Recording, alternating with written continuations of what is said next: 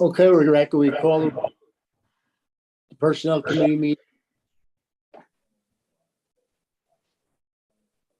Would you like me to take the roll? Yes, would you please, Rebecca, call the roll? Sure. Personnel Mr. Committee. Ethier, Here. Kuhn, Here. Drake, Here. Grimm, Here. Ray Joyce, Here. Lakakis, Here. Reedy, Simpson, Here. and Ward. Here. 8 present, Mr. Chairman. Thank you, Rebecca. I'll take a motion for the previous minutes. So moved. Second. Okay, anybody opposed? So that's unanimous. Now started, right? Yeah. Excuse- No, I'm still. Oh, Would you like me to read item 2? Yeah, read the first one. Yep. Okay, item 2 is authorizing the Department of Social Services to consider out-of-county applicants for the positions of eligibility examiner 1 and caseworker. Is Michelle there? yes. Yes, good evening. Thank you to the committee. And we're coming before you to request permission to have a waiver to the residency requirement for 2 of our entry-level positions at the Department of Social Services. This is for the eligibility examiner 1 and caseworkers. The eligibility examiner ones are in our benefits programs and SNAP HEAP, temporary assistance, employment, daycare, childcare, and reception. And the caseworkers are in our adult services division, which handles abuse and neglect for our elderly folks and disabled folks, and arranges home care and home delivered meals for homebound folks. So we are looking to, we've had extreme difficulty, as a lot of providers have had, in recruiting folks, but we have so many more vacancies than applications that we're getting. And, you know, due to civil service, they have to meet criteria, other criteria, as well as being a county resident. And we are getting inquiries and kind of applications and hits, but a number of people are kicked out because of either they don't meet civil service requirements or they don't meet residency requirements. And we're really competing in Albany, especially against New York State. They are a hard competitor for our entry-level positions. They end up paying a lot more, and they don't require you to live in Albany, in the county. So we would appreciate if we could get a waiver to try to open it up and see if we can get more interest and more applications. Just to give you an example, we have eligibility examiners. We have 17 vacancies right now. We're going to have 13 more shortly due to some promotions and some people leaving. And there's an exam coming up in June. Only 14 people have applied for that exam. So, and it doesn't mean they're all going to pass. And some of those are probably already are employees as provisional employees, and they're taking the exam. So our pool of applicants isn't going to improve even after the exam is given in June. Michelle, what's the starting salary for them jobs? 41 or 42, I think it is. Compared to the state? That's for eligibility examiner caseworkers. I don't see, Dave Riley is on the call. Caseworkers are in the high 40s. And that's still, it's not, you know. What does the state pay? Do you know what the state pays? Oh, we have people leaving. It depends on, there's so many different positions at the state. It really depends on what the position is, but often people will leave and it's a $10,000, you know, but those are people that have been here and working here for a while. So they have some experience, and then the state, we train them, the state takes them. Mhm. I don't know what the state entry level salaries are. But at least 10,000, you think? Yep. Okay. When people leave, they often say it's 10,000 more. All right, thank you, Michelle. Any questions for Michelle? Mr. Drake has his hand Yes, raised. I did. Oh, thank you. Michelle, good evening. I'm not in any way intending to grill you, if you will. I'm actually very interested in this because it's a public sector. So forgive me. I just want to ask a few questions that'll help me, help everybody else if we can, and as the committee. Applications now who are out of county that this would immediately apply to? You cut out a little bit, so I'm not entirely sure. Oh my goodness. All right. Let me pose the question again. Do you have any applications now that you've vetted but found don't qualify because of the residency requirement? Do you have anybody now that this would apply to and allow you to hire immediately? We did get applications, and I don't know it off the top of my head, but for eligibility examiner on Indeed, for instance, we advertised on Indeed. We had over 100 applications, and I know that about 75 of those were kicked out either for a residency problem or for they don't meet civil service requirements. So I don't know off the top of my head exactly how many. We'd have to look at every. It would be a long process to go through every application. So yes, there are going to be some people we hope that will, when we open this up, we're going to be able to hire them and encourage them to take the civil service test and we can follow up with all those people. So I have a So it question. sounds like you sorry, don't I'm get sorry, to Todd, I interview thought you were them done. at all, right? If you, oh no, not thank you. So we don't get to interview these people at all because they're kicked out of the system, sort of systematically, right? In other words, they have to check a box, Right, it's and not Indeed even or rejects them before you get them. it's not even worth us pursuing anything with them. When we see they're out of county, we just yeah. And that makes sense. Is Indeed the best lead generator for you right now, or the most prolific?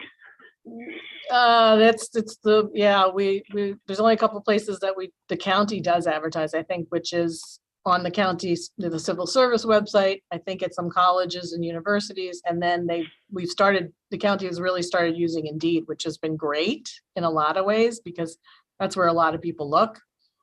But yes, that's the only other place we've used. Okay, and you mentioned those requirements as being part of the challenge here. Can you just sort of exemplify one or two things Well, for a that keep caseworker, the applicants from qualifying? Well, the caseworkers, you need a bachelor's degree and some experience. So that's a little bit, those are higher level requirements.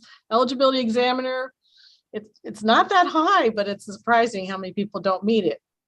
You can have a high school diploma and a couple of years experience. I don't know how many, if it's 2 or 3 in relevant work, or an associate's degree, and you're in a social service kind of related degree, and you'll be eligible to take the exam. So we're getting people that aren't even meeting those criteria. Oh, so it's a general, not just civil service. It's an educational and experience issue. But this seems to be a problem across many of our departments, and it's something that separately I'd like to take up with the committee, that we could start looking at something that might create some other pathways, because I can't imagine you're the only frustrated commissioner at this moment. We certainly hear from a number of departments who say that they need to get these waivers because they're, one of the reasons is because of that, and the other is the job market in particular. Thanks for sharing that with me tonight. Thanks. Any other questions for the commissioner? Just a comment. Salary is always going to be the big problem. Like in the state, to be just a direct care worker in a psych or developmental center, they probably start out close to 40 with just a high school degree. I Go have ahead. a question about how this really just the application of this policy, right? So we have this policy that says in order to work for Albany County in basically any position from to the most entry level position, you have to live in Albany County. So when you're posting for a position and someone doesn't live in Albany County, you don't even advance their application at all. So someone could be, an ideal candidate for you for these positions that you're having a very difficult time filling. Someone could be an ideal candidate, but because they live outside of Albany County, you don't even talk to them? Is that correct? That's correct, yeah. Although if people call us, sometimes they'll call us and we'll say there is a 1-year waiver and you have to move in the county within a year, and that doesn't usually work either. Right. So okay. It's not just that we're telling people, hey, to hire you, you've got to move to Albany County. If you don't live in Albany County, we won't even, like, there could be somebody who lives in Troy, right? And they could be great. Be like, wow, that person's completely well qualified. But you don't even get to talk to them. And they might say, they could come in and say, yes, I live in Troy, but I really want this $42,000 a year job, and I'm willing to move to Albany County. You don't even get to that point, right? Well, if they're interested, we do send out an application, but there is a cover letter that goes with it that says you must be an Albany County resident or move within a year to the county, or by the time of job acceptance, you must move into the county. So there is a cover letter. If anybody says, yes, I'm interested, we'll send them an application. That's how we really confirm that they're out of county, is they might send in an application or they don't. We don't know if that is the reason they're not sending in an application. Right. But we have this thing, the public facing listing for the job tells people it's only open to people who live in Albany County, right? That's the message. Yeah. And does it say, there's a possibility of getting a waiver or anything like that? No, all right. So all the qualified people out there who you may be interested are saying, oh, well, I'm not eligible for this job. I don't live in Albany County. So when we get these constant requests for waivers, which we always grant, right? This whole exercise is pointless.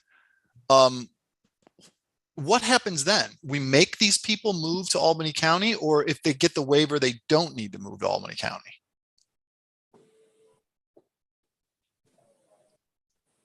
Are you asking me, or is Yes, that I'm asking more of a you. rule? Okay. Well, what I'm proposing for us is they have a waiver and they don't have to move into the county. Okay. So it isn't just, sort of, we're saying, hey, we get to interview people who aren't living in Albany County. We're saying that if we hire you, we're not going to require you to move, right? You can have this job and you can stay in Troy or in Schenectady or wherever. You can continue to live in your home and you can work for the county. That's what granting this waiver allows, correct? That's what we're proposing. Okay. Yes. Well, everybody knows where I stand on these things. So Yes, the hobby horse. You're right. it is my hobby horse. We're in a labor crisis here and we hamstrung ourselves with this pointless requirement. I have a question if I might. Go ahead, Lynn. The other thing is, not only do we require them to move into the county when they start the job, what about the probation period? And what about, like, if it doesn't work out and they've changed their whole life, to move to some place that's a little more expensive than some other places, like in Rensselaer, say, for instance. But anyway, that's not my question. My question is, I'm not really understand about the process, about the test. So is the test deadline passed? Like, do you anticipate advertising a little bit more to get more people to take this test in June, or is that not possible? And if so, what are you thinking? Well, civil service has a deadline for applying, and I'm not sure what it is off the top of my head for this June test. It's probably very close. Yeah. But that doesn't mean that we can't advertise for we're gonna use whatever the test results are, we're gonna hire all those people, or they're gonna reject us for another reason. So the list is gonna be gone. So once the list expires, civil service does let you call for another test. So we would be able to, for these entry levels, we'd have to give it some time. I can't remember what the rules are around that, but we could call for another test maybe in the fall or something like that. But we could advertise for the position as a provisional appointment. Okay. And that you would have to take the job, you would take the job and you would have to take the test and pass it when it came up. And statistically speaking, does that, you have success with that? We've been hiring provisionals a lot over the last year. And they pass the test is my Well, do you lose that's- a lot of them or? No, most people do pass, thank goodness. There's always one or two that might not, though. All right, because I was wondering if there's anything that we or anybody could be doing to close the gap of the time, if that was an issue, but it sounds like you've managed to figure out something else. Well, thanks. Appreciate your help. Thanks. Any other questions for the commissioner? Can I just make a comment? Sure, Sean. I just, as somebody who's been on the personnel committee since 1995, actually April 10th of 1995, I just passed the 27th anniversary. We have not always had a labor crisis like we do right now. And I am in favor of waivers for anybody that asks, because I do believe we have a labor crisis and we're having a hard time finding people to work. But for years, and the reason why we have a residency requirement is that we always had more people looking for work than we had jobs. And we preferred in a county of 300,000 people that we take care of our own first. And, if we did not have qualified applicants, which occasionally we didn't over the years, the commissioner would come in for a waiver request. We would listen, and we didn't always grant them. Sometimes we did, sometimes we didn't, depending on, whether we thought there was an effort made to hire from within first. But Jeff, you mentioned that we always grant them. Yes, during your tenure, we probably have, because we have had a labor crisis. But I just want to emphasize that it isn't always that way. When the unemployment rate goes up, more people are looking for work. The jobs are tough to get, and we want to make sure that we look for the taxpayers, the people that are paying the taxes in Albany County. We want to find our qualified individuals from that group first before we go outside. And that's why we had the residency rule that we have today. So I'm in favor of granting this request. I've been in favor of most of the requests in the last year or two, because I know that there's a crisis out there. But I'm not in favor of just blanket doing away with the law. Thank you, Okay. Sean. Let me, Any other yeah, I have a question, and really, I'm sorry, Ms. McClave, that you have to, this is getting beyond your thing, but let me ask you, if we have this requirement, right? And we have a position, and if our agency heads have a C+ applicant who's in Albany County, there could very well be an A applicant who lives outside of Albany County, but because there's somebody who's qualified, even if they're a C+ applicant, we basically make our agency heads hire that person because they're technically qualified. I mean, listen, someone could be more qualified from outside the county, but we never get to talk to them. And our agency heads probably don't even ask us for a waiver in that scenario because they can find somebody who's at least qualified. Shouldn't, instead of hiring an Albany County taxpayer as the priority, shouldn't the priority be to hire the best person and not to put these artificial restraints to be like, you have to hire the C+ person from Albany because you can't hire the A person from Troy? It doesn't make any sense. We should be hiring the best person. Jeff, we're not in the private sector here. We're in the public sector. 95% of our employees, I believe it's about 95%, are civil service. They come off a civil service list of which they have to qualify. The department heads can only hire by the rule of threes anyway. Otherwise, the top three on the list. So they have they have a pool of three, and most of those have tested about the same, and they probably have very similar experience and qualifications based on that. Now, when they interview, the civil service process allows you to have a group of three because maybe the third on the list interviews better than the first on the list. But for the most part, their intellect per se, it's probably a bad word to say, but their testability is about the same in all cases. And there is processes that allow for, again, a little bit of variance from 1 to 3, but we are in a civil service world, not private sector world where you can hire from whatever pool. All right. Well, no, that's So there is a that's- big difference. that's If you were hiring a salient point. department head, that's a different story. You know, you're looking for the most qualified individual and the best fit for the position. But when you're talking about a civil service list, it is a whole different process. Okay. Gil, Yeah, go ahead, Lynn. I would like to make a motion Go ahead. to I'll accept second it. the proposal. Thank you. I look forward to talking about this further for ad infinitum Hmm. Next time. next time. We'll parse it out. Right. About it was hired outside the county, it was unqualified. Aye. Aye. Aye. Anybody? Sounds unanimous. Unanimous. What's next, Rebecca? There are no further items. Okay, I'll Thank take a motion. you. Thank you. Thank you, Michelle. Thank you. Thank you all. Accept the motion to adjourn. I'll make the motion. Second. Second. All in favor? Aye. We'll see you in Unanimous. 2 minutes, some of you. See you later. Thank you.